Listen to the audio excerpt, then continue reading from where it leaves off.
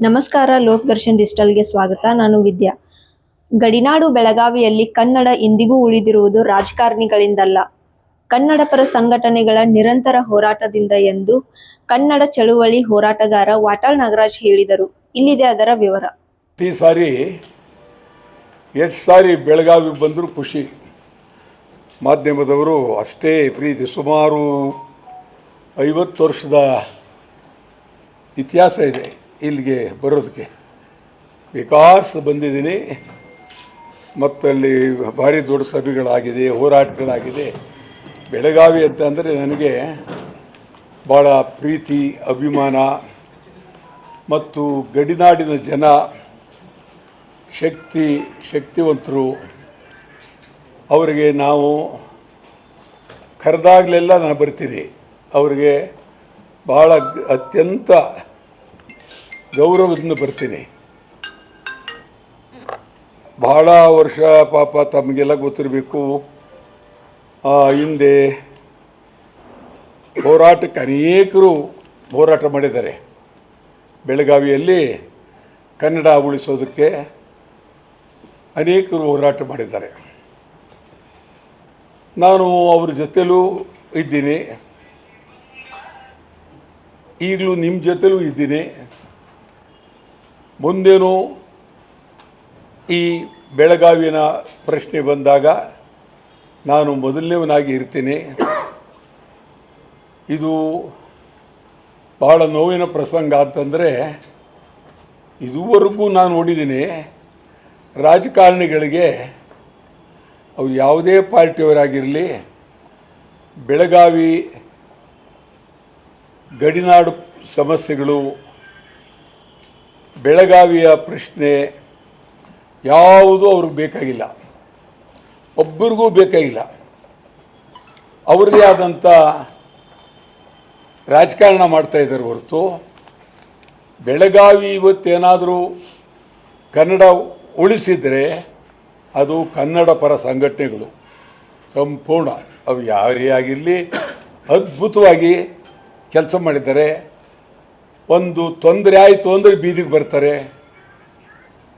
ಒಂದು ಅವರಿರೋದ್ರಿಂದ ಎಷ್ಟು ಶಕ್ತಿ. ಒಬ್ಬ MLA ಆಗಲಿ, ಒಬ್ಬ ಪಾರ್ಲಿಮೆಂಟ್ ಸದಸ್ಯರಾಗಲಿ, ಒಬ್ಬ ರಾಜ್ಯಸಭಾ ಸದಸ್ಯರಾಗಲಿ ಬೀದಿಗೆ ಬಂದು ಬೆಳಗಾವಿಯಲ್ಲಿ ಹೋರಾಟ ಮಾಡೋದನ್ನು ನಾನು ನೋಡಲೇ ಇಲ್ಲ. ಮತ್ತು ನಮ್ಮ ರಾಜ್ಯದ ಮಂತ್ರಿಗಳಾಗಲಿ ಯಾರೇ ಆಗಲಿ ಭಾಳ ಗಟ್ಟಿಯಾಗಿ ಬೆಳಗಾವಿ ಬಗ್ಗೆ ಮಾತಾಡಲೇ ಇಲ್ಲ. ಬೆಳಗಾವಿಯಲ್ಲೇ ಶಾಸನಸಭೆ ಕಟ್ಟಡ, ಅದ್ಭುತವಾದ ಕಟ್ಟಡ. ಇಲ್ಲೂ ಬೆಳಗಾವಿ ಬಗ್ಗೆ ಮಾತಾಡಲಿಲ್ಲ. ಬಂದರು, ಪ್ರತಿ ವರ್ಷ ಬರ್ತಾರೆ, ಅದೇನೋ ಅದಕ್ಕೊಂದು ಕತೆ ಹೇಳ್ತಾರೆ. ಚಳಿಗಾಲವೋ ಬೇಸಿಗೆ ಕಾಲವೋ ಯಾವುದೋ ಒಂದು ಕತೆ ಹೇಳ್ತಾರೆ. ಪ್ರತಿ ಸಾರಿ ಬಂದಾಗಲೂ ಬರೀ ಗೋಳು ಗೋಳು ಗೋಳು ಗೋಳು. ಯಾರು ಬೆಳಗಾವಿ ಬಗ್ಗೆ ಕನಿಷ್ಠ ಒಂದು 3 ದಿನವಾದರೂ ನಾವು ವಿಶೇಷವಾಗಿ ಬೆಳಗಾವಿ, ಉತ್ತರ ಕರ್ನಾಟಕ, ಹೈದರಾಬಾದ್ ಕರ್ನಾಟಕ ಇದರ ಬಗ್ಗೆ ಸಮಗ್ರವಾಗಿ ಮಾತನಾಡಿ ಏನು ಮಾಡಬೇಕು ಅಂಥೇಳಿ ಇವತ್ತವರೆಗೂ ಮಾತಾಡಲಿಲ್ಲ. ನಿಮಗೆ ನಾನು ಅನ್ನಿಸ್ತದೆ, ಕರ್ನಾಟಕ ಏಕೀಕರಣಕ್ಕೆ ಎಂತೆಂಥ ಮಹನೀಯರು, ಅದರಲ್ಲೂ ಬೆಳಗಾವಿ ಮುಖಂಡರುಗಳು ಭಾಳ ಹೋರಾಟಗಳನ್ನು ಮಾಡಿದ್ದಾರೆ. ಯಾಕಾಯಿತು ಏಕೀಕರಣ? ಇಲ್ಲಿ ನಮ್ಮವ್ರಿಗೆ ಯಾರಿಗೂ ಗೊತ್ತೇ ಇಲ್ಲ. ಮೊದಲನೇದಾಗಿ ಏಕೀಕರಣ ಎಲ್ಲಾಯಿತು ಅಂತಲೇ ಗೊತ್ತಿಲ್ಲ. ಏಕೀಕರಣದ ಉದ್ದೇಶ ಏನು? ಉತ್ತರ ಕರ್ನಾಟಕ, ಹೈದರಾಬಾದ್ ಕರ್ನಾಟಕ ಇವೆಲ್ಲ ಯಾಕೆ ಸೇರಿಸ್ಕೊಂಡ್ರಿ ನೀವು? ಸೇರಿಸ್ಕೊಂಡ ಮೇಲೆ ಅದ್ಭುತವಾಗಿ ಅವ್ರಿಗೆ ಏನೇನು ಅನುಕೂಲಗಳು ಬೇಕು, ಭಾಳ ರೈತರಿಗೆ ಬೇಕಾದದ್ದು, ಜನಸಾಮಾನ್ಯರಿಗೆ ಬೇಕಾದದ್ದು, ವಿದ್ಯುತ್ ಶಕ್ತಿ, ರಸ್ತೆಗಳು, ನಿವೇಶನಗಳು, ಜಲಾಶಯಗಳು, ಇದ್ರ ಬಗ್ಗೆ ಭಾಳ ಪ್ರಾಮಾಣಿಕವಾದಂಥ ಚಿಂತನೆ ಆಗಲಿಲ್ಲ. ನಾನು ಇವಾಗ ಹೇಳ್ತೀನಿ, ಈ ಸರ್ಕಾರ ಯಾರೇ ಮುಖ್ಯಮಂತ್ರಿ ಇರಲಿ, ಡಿ ಕೆ ಶಿವಕುಮಾರ್ ಅವರೇ ಇರಲಿ, ಯಾರೇ ಇರಲಿ, ಒಂದು ಮುಂದಿನ ಅಧಿವೇಶನದಲ್ಲಿ ಉತ್ತರ ಕರ್ನಾಟಕಕ್ಕೆ ಏನೇನು ಮಾಡಿದ್ದೀರಿ ಅಂತೇಳಿ ಒಂದು ಶ್ವೇತಪತ್ರವನ್ನು ಹೊರಡ್ರಿ. ಉತ್ತರ ಕರ್ನಾಟಕ ಬೆಳಗಾವಿಗೆ ಏನು ಮಾಡಿದ್ರಿ, ಬೆಳಗಾವಿ ಪರಿಸ್ಥಿತಿ ಏನಿತ್ತು, ಹಿಂದೆ ಏನಾಯಿತು, ಈಗೇನಾಗಿದೆ, ಕನ್ನಡಿಗರ ಪರಿಸ್ಥಿತಿ ಏನು ಹೇಳಿ. ಹುಬ್ಬಳ್ಳಿ ಧಾರವಾಡದ್ದು ಹೇಳಿ, ಹೈದರಾಬಾದ್ ಕರ್ನಾಟಕದ್ದು ಹೇಳಿ, ಬಿಜಾಪುರದ್ದು ಹೇಳಿ, ಗುಲ್ಬರ್ಗದ್ದು ಹೇಳಿ, ರಾಯಚೂರದ್ದು ಹೇಳಿ. ಇದೆಲ್ಲ ಉತ್ತರ ಕರ್ನಾಟಕದ್ದೇ ಒಂದು ವಿಶೇಷವಾಗಿ ಶ್ವೇತಪತ್ರವನ್ನು ನೀವು ಬಿಡುಗಡೆ ಮಾಡಿ. ಇದು ನಾನು ಉತ್ತರ ಕರ್ನಾಟಕ ಆ ಕಡೆ ದಕ್ಷಿಣ ಕರ್ನಾಟಕ ಅಂತ ಹೇಳ್ತಾ ಇಲ್ಲ. ನನ್ನ ದೃಷ್ಟಿಯಲ್ಲಿ ಅಖಂಡ ಕರ್ನಾಟಕ ನಂಬುದು. ಆದರೆ ನಾವು ಇವರನ್ನ ಹೊರಗೆ ಕುಣಿಸಿ ನಾವು ತಿಂಡಿ ತಿಂತಿದ್ರೆ ಸರಿಯಲ್ಲ. ಅದು ನಾವು ನೀವೆಲ್ಲ ಒಟ್ಟಿಗೆ ತಿಂಡಿ ತಿನ್ನಬೇಕು. ಆ ಭಾವನೆ ನಮ್ಮಲ್ಲಿ ಬೆಳಿಬೇಕು. ಭಾಳ ಅತ್ಯಂತ ಬಡತನ ಇದೆ ಅನೇಕ ಕಡೆ. ಈಗ ಬಾಗಲಕೋಟೆಯಲ್ಲಿ ನೀವು ಜಲಾಶಯ ಮಾಡೋದಕ್ಕೆ ಅವರಿಗೆ ಬೇರೆ ಮನೆ ಕಟ್ಟಿಕೊಡ್ತೀವಿ ಅಂತೇಳಿ ಹೇಳಿ ಎಷ್ಟು ದಿವಸ ಆದರೂ ಅಲ್ಲಿ ಅವರಿಗೆ ಅನೇಕರಿಗೆ ಮನೆಗಳು ಕಟ್ಟಿಲ್ಲ, ಹಣ ಕೊಟ್ಟು ಒಂದಲ್ಲ ಗೋಳು. ಇದೊಂದೇ ಅಲ್ಲ, ನಿಮ್ಗೆ ಹೇಳ್ತೀನಿ. ಇವತ್ತು ನಿನ್ನೆ ರಾಯಚೂರಿಗೆ ನನಗೆ ಫೋನ್ ಮಾಡಿದ್ರು. ಈ ಏಮ್ಸ್ ಹೋರಾಟ ಮಾಡ್ತಾ ಇದ್ದಾರೆ. ಏಮ್ಸ್ ಬೇಕು ಹೋರಾಟ. ಎಷ್ಟು ದಿವಸದ ಹೋರಾಟ ಅಂತ ತಿಳ್ಕೊಂಡಿರ್ಬೋದು. ನನಗೆ ಆಶ್ಚರ್ಯ ಆಗೋಯ್ತು. ನಾನು ಭಾಳ ಹೋರಾಟ ಮಾಡಿದ್ದೀನಿ. ಇದನ್ನು ಕೇಳಿ 4 ವರ್ಷಗಳಿಂದ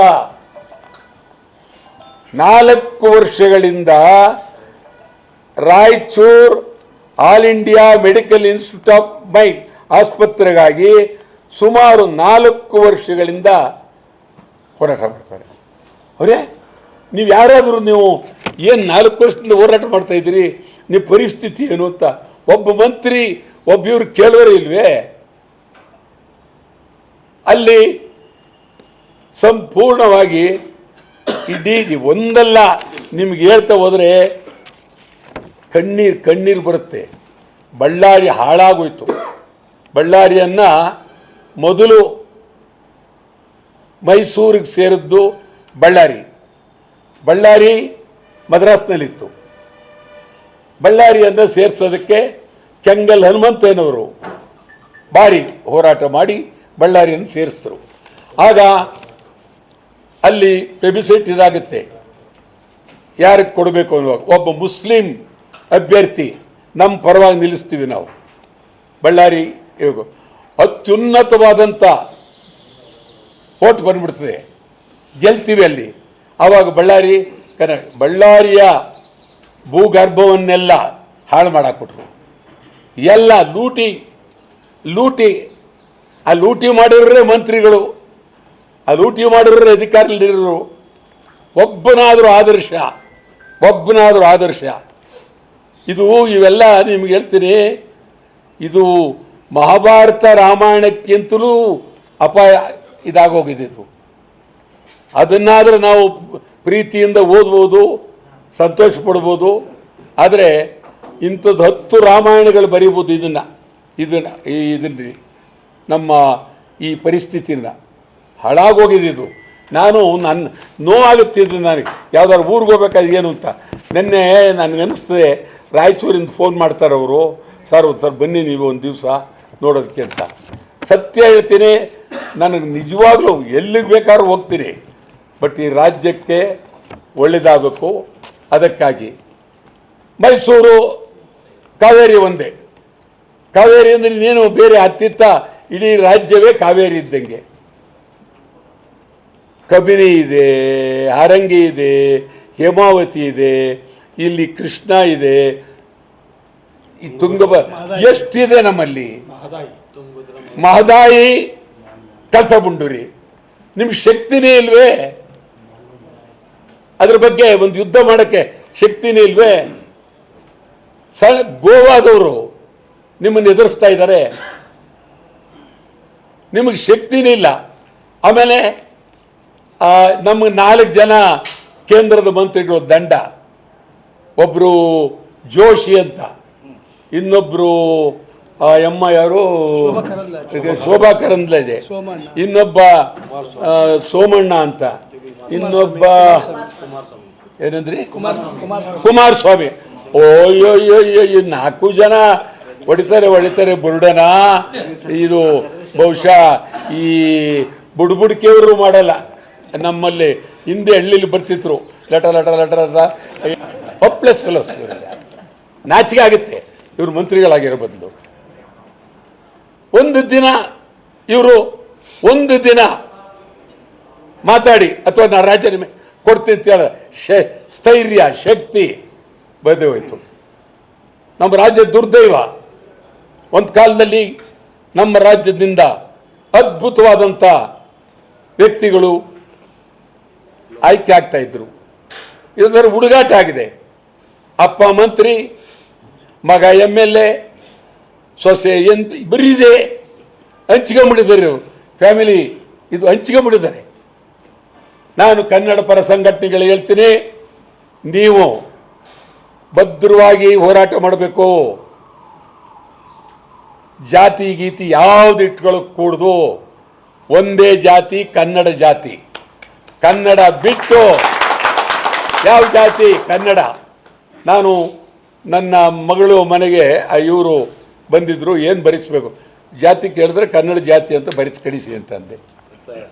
ಒಳ್ಳೆ ಕಥೆ ಏನಂತೆ ಕನ್ನಡ ಜಾತಿ. ಇದರಲ್ಲಿ ಬೇರೆ ಜಾತಿಗಳನ್ನ ಹೇಳ್ಕೊಂಡು ಜಾತಿಗೊಬ್ಬ ಮಂತ್ರಿ, ಜಾತಿಗೊಬ್ಬ ಇದು. ಅಯ್ಯೋ ಕರ್ಮವೇ. ಈ ರಾಜ್ಯ ಆದದ್ದು ಭಾಷಾವಾರ ಪ್ರಾಂತ್ಯ, ಜಾತಿವಾರ ಪ್ರಾಂತ್ಯ. ಈಗ ಅದು ಜಾತಿವಾರ ಪ್ರಾಂತ್ಯ ಆಗ್ಬಿಟ್ಟಿದೆ. ಇದು ಭಾಷಾವಾರ ಪ್ರಾಂತ್ಯ. 1956 ನವೆಂಬರ್ 1 ಭಾಷಾವಾರ ಪ್ರಾಂತ್ಯ ಬೆಂಗಳೂರಿನಲ್ಲಿ ಸೆಂಟ್ರಲ್ ಕಾಲೇಜ್ ಕ್ರಿಕೆಟ್ ಮೈದಾನದಲ್ಲಿ ಆವತ್ತಿನ ಮೊದಲನೇ ರಾಷ್ಟ್ರಪತಿ ರಾಜೇಂದ್ರ ಪ್ರಸಾದ್ ಉದ್ಘಾಟನೆ ಮಾಡ್ತಾರೆ. ಕೆಂಗಲ್ ಹನುಮಂತೇವರು ಇರ್ತಾರೆ, ನಿಜಲಿಂಗಪ್ಪನವರು ಇರ್ತಾರೆ, ಕಡಿದಾಳ್ ಮಂಜಪ್ಪ ಇರ್ತಾರೆ. ಕಾವೇರಿ ಮತ್ತು ಬೆಳಗಾವಿ ಅದೇ ಇದೆ ಸ್ವಲ್ಪ. ಇದು ನಮ್ಮ ಬಾರ್ಡ್ರು. ನಾನು ಸುಮಾರು ಒಂದು ನಿಮಿಷ ದಯಮಾಡಿ ಸ್ವಲ್ಪ ಕೇಳಿ. ನಾನು 1967 ನಾನು ಅಸೆಂಬ್ಲಿ ಮೆಂಬರು. 1967 ನೀವು ಹುಟ್ಟಿದ್ದರಿಲ್ವೋ, ನಿಮ್ಮ ತಂದೆಯವರು ಹುಟ್ಟಿದ್ದರಿಲ್ವೋ ಗೊತ್ತಾಯ್ತಲ್ಲ, ಅದಿರಲಿ. ಆದ್ದರಿಂದ ನಾನು ಅದು ಬೇಡ ಇದು ಬೇಕು ಅಂದರೆ ಇದನ್ನೇ ಹೇಳೋಣ, ತಪ್ಪೇನಿಲ್ಲ. ಯಾವ್ದು ಬೇಕು ಅದನ್ನೇ ಹೇಳ. ಹೌದು ಹೇಳ. ಅದು ನಗರ ಪಾಲಿಕೆ ಒಂದು ಸೀಮಿತ ಆಗುತ್ತೆ. ಇಡೀ ರಾಜ್ಯ ಅಖಂಡ ಕರ್ನಾಟಕ ಬಂದಂದಾಗ ಅದಕ್ಕೆ ಇಡೀ ರಾಜ್ಯ ಸೇರಬೇಕು. ಗೊತ್ತಾಯ್ತಾ? ಕಾವೇರಿ ನೀರು ನಿರ್ವಹಣಾ ಸಮಿತಿ ಈಗ ಮೊನ್ನೆ ವಿರೋಧ ಪಕ್ಷದವರೆಲ್ಲ ಕರೆದಿದ್ರು. ಏನಾಯ್ತು ಅಲ್ಲಿ? ವಿರೋಧ ಪಕ್ಷದವರಿಗೆ DK ಶಿವಕುಮಾರ್ ಅವರು ಮ್ಯಾಜಿಕ್ ಮಾಡಿಬಿಟ್ರು. ಭಾಳ ಬುದ್ಧಿವಂತಿಕೆಯಿಂದ ಮಳೆ ಬಂತು, ನೀರಿತ್ತು ಅಂದ ತಕ್ಷಣ ಎಲ್ಲರೂ ಒಬ್ರಿಗೊಬ್ರು ತಬ್ಕೊಂಬಿಟ್ರು. BJP ಅವ್ರನ್ನ ತಬ್ಗಳದು, ಇವ್ರನ್ನ ತಬ್ಗಳದೇ ಟಿ ವಿಲಿ ಬಂತು, ಇವರಿಗೆ ಅಂತ ಮ್ಯಾಜಿಕ್ಕು. ಆ ಕಡೆ ಅವ್ರು ಕೇಳ್ತಾರೆ, ಯಡಿಯೂರಪ್ಪ ಕೇಳಿದ ತಕ್ಷಣ ಅಲ್ಲೇ ತಕ್ಷಣ ಹಿಂಗಂದು ಲಾಡು. ಈ ಕಡೆ ಅವ್ರು ಕೇಳ್ತಾರೆ ಕುಂಬಳಕಾಯಿ. ಎಷ್ಟು ಬೇಗ ಮ್ಯಾಜಿಕ್ ಆಗೋಯ್ತು ಅಂದರೆ, ಇದು ಮ್ಯಾಜಿಕ್ ಮುಖ್ಯಮಂತ್ರಿ ನಮ್ಮ DK ಶಿವಕುಮಾರ್. ಮ್ಯಾಜಿಕ್ ಗೊತ್ತು, ನಾನು ಬಹಳ ವರ್ಷದ ಬಂದೆ ಮ್ಯಾಜಿಕ್ ಮುಖ್ಯಮಂತ್ರಿ. ಈಗೇನು ನಿಮ್ಮದು ಕಬಿನಿಯಿಂದ ನೀರಿರೋದು, ಕಾವೇರಿಯಿಂದಲ್ಲ. ಡಿಸ್ಪ್ಯೂಟ್ ಇರೋದು ಬಂದೆ ಒಂದು ನಿಮಿಷ. ಇದು ಸ್ವಲ್ಪ ಪ್ರಿಯಾಂಬಲ್ ಇದು, ದಯವಿಟ್ಟು ಯಾವತ್ತು ಈ ಥರ ಇರಲ್ವಲ್ಲ. ಯಾಕೆ ಹಿಂಗೆ ಇವತ್ತು ಭಾಳ ಒತ್ತಾಯ ಮಾಡ್ತಾ ಇದ್ದೀನಿ ಗೊತ್ತಾಗಲಿಲ್ಲ. ಒಂದು ಕಬಿನಿ ಇರೋದು ಡಿಸ್ಪ್ಯೂಟು ಇಲ್ಲ, ಕಾವೇರಿ ಡಿಸ್ಪ್ಯೂಟ್ ಇರೋದು. ನೀವು ಕಬಿನಿ ನೀರು ಬಿಟ್ಟು ಅಂತ ಅಂದ್ಬಿಟ್ಟು ಬುರುಡೆ ಹೊಡೆದ್ರೆ ಒಪ್ಕೊಂಡೋದ್ರು. ಆದ್ದರಿಂದ ನಮಗೆ ಕಾವೇರಿ ಮುಖ್ಯಮಂತ್ರಿ ಹೇಳೋದ್ರಲ್ಲಿ ನಂಬಿಕೆ ಇಲ್ಲ. ಇವತ್ತು ತಮಿಳುನಾಡಿನಲ್ಲಿ DMK ಅವರು AIDMK ಅವರು ತೀವ್ರವಾಗಿ ಹೋರಾಟ ಮಾಡ್ತಾ ಇದ್ದಾರೆ. ನಮ್ಗೆ ಅನ್ಯಾಯ ಆಗಿದೆ ಅಂತೇಳಿ ರೈತರು ಹೋರಾಟ ಮಾಡ್ತಾ ಇದ್ದಾರೆ. ನಮಗೆ ನೀರಿಲ್ಲ ಕೊಡೋ ಪ್ರಶ್ನೆನೇ ಇಲ್ಲ. ಮೇಕೆದಾಟು, ಯಾರು ಮೇಕೆದಾಟಿಗೆ ಪಾದಯಾತ್ರೆ ಮಾಡಿದವರು? ಡಿ ಕೆ ಶಿವಕುಮಾರ್ ಉದ್ದಕ್ಕೆ ಪಾದಯಾತ್ರೆ ಮಾಡಿದ್ರು.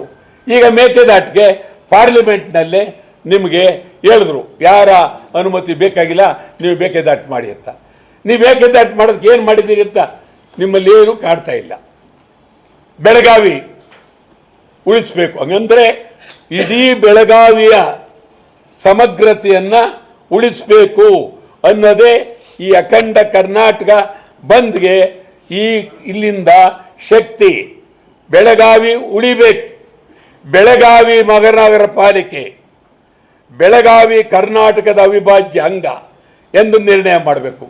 ಎಂಥ ನಾಚಿಕೆಗೇಡು ಅಂದರೆ ಇಲ್ಲಿ ಕನ್ನಡ ಪರ ಸಂಘಟನೆಗಳು ಸುಮಾರು 4 ತಿಂಗಳಿಂದ ಒಂದೇ ಸಮನೆ ಹೋರಾಟ ಮಾಡ್ತಾ ಇದ್ದಾರೆ. ಯಾವುದಕ್ಕಾಗಿ? ಕರ್ನಾಟಕದ ನೆಲ, ಇಲ್ಲೇ ಇರುವ ಪಾಲಿಕೆ, ಕನ್ನಡದ ಮೇಯರು, BJPಯ ಪಕ್ಷ ಯಾರೇ ಆಗಿರಲಿ, ಇದೇನಿದು? ಇದು ನಮಗೆ ನೀವು ನಿರ್ಣಯ ಮಾಡದೇ ಇರಲಿ, ಬೆಳಗಾವಿ ನಮ್ಮದೇ, ಅದರಲ್ಲೇನು ಏನು ಒಂದು ಇಂಚ್ ಕಿತ್ಕೊಳ್ಳೋಕೆ ಸಾಧ್ಯ ಇಲ್ಲ. ಆದರೆ ಒಂದು ಮಹಾನಗರ ಪಾಲಿಕೆ ನಿಮ್ಮ ಬದ್ಧತೆ ಏನು, ಪ್ರಾಮಾಣಿಕತೆ ಏನು? ಇದು ಒಂದೇ ನಿಮಿಷ ಬೆಳಗಾವಿ ಕರ್ನಾಟಕದ ಅವಿಭಾಜ್ಯ ಅಂಗ ನಿರ್ಣಯವನ್ನು ಮಂಡಿಸ್ತೇನೆ, ಯಾರು ಪರ ಯಾರು ವಿರುದ್ಧ ಅಂದರೆ ಮುಗಿದೋಗಿತ್ತು. ಇದು ನೀವು ಅಗಾಧವಾದಿ ಇದನ್ನು ಇನ್ನೂ 4 ತಿಂಗಳಾದ್ರೂ ಆ ಸಿದ್ದರಾಮಯ್ಯನ ಸರ್ಕಾರವೂ ಮಾಡಲಿಲ್ಲ, ಈ ಕಡೆ ಈ ಸರ್ಕಾರ ಬಂದಿದೆ. ಈಗ ಸಿದ್ದರಾಮಯ್ಯರ ಮಗನೇ ಅದಕ್ಕೆ ಮಂತ್ರಿ, ಹೌದಾ? ಮಂತ್ರಿ ಅವರೇ ಅಲ್ಲ, ಮಂತ್ರಿ ಅವರು. ನಾನು ಹೇಳಿದ್ದೀನಿ, ಮತ್ತೆ ಹೇಳ್ತೀನಿ, ಮಾಡಿ ಅಂತೇಳಿ. 4 ತಿಂಗಳಿಂದ ಮಾಡಲಿಲ್ಲ ಅಂದರೆ ಏನಾಗಿರ್ಬೋದು? ಇದಕ್ಕೆ ನಾವು ಹಿಂದೇನು ಹೇಳಿದ್ದೋ ಬಂದ್ ಮಾಡ್ತೀವಿ, ಇಲ್ಲೇ ಹೇಳೋಗಿದ್ದೆ, ಬಂದ್ ಮಾಡ್ತೀವಿ. ಬಂದ್ ಮಾಡಿದ್ರೆ ಶಕ್ತಿ, ಬಂದ್ ಮಾಡಿದ್ರೆ ಗೌರವ, ಬಂದ್ ಮಾಡಿದ್ರೆ ಇಡೀ ರಾಜ್ಯ ದೇಶ ಎಲ್ಲರಿಗೂ ಗೊತ್ತಾಗುತ್ತೆ. ಆ ದೃಷ್ಟಿಯಿಂದ ನಾವು ಬಂದ್ಗೆ ಇದನ್ನು ಸೇರಿಸಿದ್ವಿ. MS ನಿಷೇಧ ಮಾಡಲೇಬೇಕು. ಗಡಿನಾಡು ಬೆಳಗಾವಿ ಅಭಿವೃದ್ಧಿ ಆಗಲೇಬೇಕು. ರಾಯಚೂರು ಹೇಳಿದೆ ಆಗಲೇ, ಕನ್ನಡಿಗರಿಗೆ ಉದ್ಯೋಗ ಕೊಡಬೇಕು.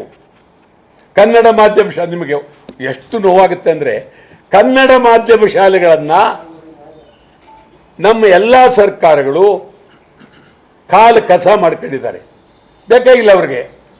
ಎಲ್ಲ ಇಂಗ್ಲೀಷ್ ಮಾಧ್ಯಮ ಶಾಲೆಗಳು ಬೇಕು, ಅದಕ್ಕೆ ಅನುಕೂಲ ಬೇಕು. ಸರ್ಕಾರಿ ಶಾಲೆಗಳು ಮುಚ್ಚಬೇಕು, ಈ ಖಾಸಗಿ ಶಿಕ್ಷಣ ಸಂಸ್ಥೆಯವರಿಗೆ ಅನುಕೂಲ ಇದು ಸರಿಯಾದ ಕ್ರಮ ಅಲ್ಲ. ಉತ್ತರ ಕರ್ನಾಟಕ ಅಭಿವೃದ್ಧಿ ಆಗಬೇಕು, ಕಲ್ಯಾಣ ಕರ್ನಾಟಕ ಅಭಿವೃದ್ಧಿ ಆಗಬೇಕು, ಆಲ್ಮಟ್ಟಿ ಜಲಾಶಯ ಏರಿಸಬೇಕು, ಕನ್ನಡದಲ್ಲೇ ನಾಮಫಲಕ, ಕರ್ನಾಟಕದಲ್ಲಿ ಪರಭಾಷೆ ಅವರಾಳೆ ಬೆಳಗಾವಿಲೂ ಇದೆ, ಇಡೀ ಕರ್ನಾಟಕ ಉದ್ದಕ್ಕೂ ಅದಿದೆ. ಹಿಂದಿ ಬೇಡವೇ ಬೇಡ. ಬಿಡದಿ ಉಪನಗರ, ಅಲ್ಲಿ ರೈತರು ಸುಮಾರು ಅವರು 8 ತಿಂಗಳಿಂದ ಮಾಡ್ತಾ ಇದ್ದಾರೆ. ಗಡಿನಾಡು ಕನ್ನಡ ಶಾಲೆಗಳಿಗೆ ಇದು ಬಹಳ ಪ್ರಾಮುಖ್ಯವಾಗಿ. ಈಗ ಸೊಲ್ಲಾಪುರ, ಅಕ್ಕಲಕೋಟೆ, ಆ ಕಡೆ ಕಾಸರಗೋಡು, ಈಗ ಮಡಕ್ಸಿರ, ಅಲ್ಲಿ ತಾಳ್ವಾಡಿ, ಹೊಸೂರು, ಇದೆಲ್ಲ ಏಕೀಕರಣ ಆಗುವ ಸಂದರ್ಭದಲ್ಲಿ ಹೊರಗೆ ಉಳಿದುಬಿಡ್ತು. ಹೊರಗೆ ಉಳಿದಿರೋರು 2 ಕೋಟಿ ಜನ ಇದ್ದಾರೆ. ಅವ್ರನ್ನ ಯಾರು ಕೇಳೋರಿಲ್ಲ. ನೀವು ಶಾಲೆ ಮಾಡ್ತಾ ಇದ್ದೀರಾ, ಕನ್ನಡ ಇದ್ದೀರಾ, ನಿಮ್ಮ ಮಕ್ಕಳು ಪಾಸಾದರೆ ನಮ್ಮ ರಾಜ್ಯಕ್ಕೆ ಕರ್ಕೋತೀವಿ, ಏನಿಲ್ಲ. ಅದಕ್ಕೆ ನಾನು ಹೇಳ್ತೀನಿ, ಕನಿಷ್ಠ ಆಯವ್ಯಯದಲ್ಲಿ ಹೊರನಾಡ ಕನ್ನಡಿಗರ ಕ್ಷೇಮಕ್ಕಾಗಿ 500 ಕೋಟಿ ರೂಪಾಯಿ ಅನುದಾನ ಇಡಿ. ಬ್ಯಾಂಕುಗಳಲ್ಲಿ ಕನ್ನಡಿಗರ ಉದ್ಯೋಗ ಕೊಡಿ. ಎಲ್ಲಿ ನೀವು ಬ್ಯಾಂಕ್ ಪರೀಕ್ಷೆ ಎಲ್ಲ ಹಿಂದಿ ಇಂಗ್ಲೀಷ್, ರೈಲ್ವೆ ಪರೀಕ್ಷೆ ಎಲ್ಲ ಹಿಂದಿ ಇಂಗ್ಲೀಷ್, ಇನ್ನು ಕನ್ನಡದವ್ರಿಗೆ ಉದ್ಯೋಗ ಎಲ್ಲಿ?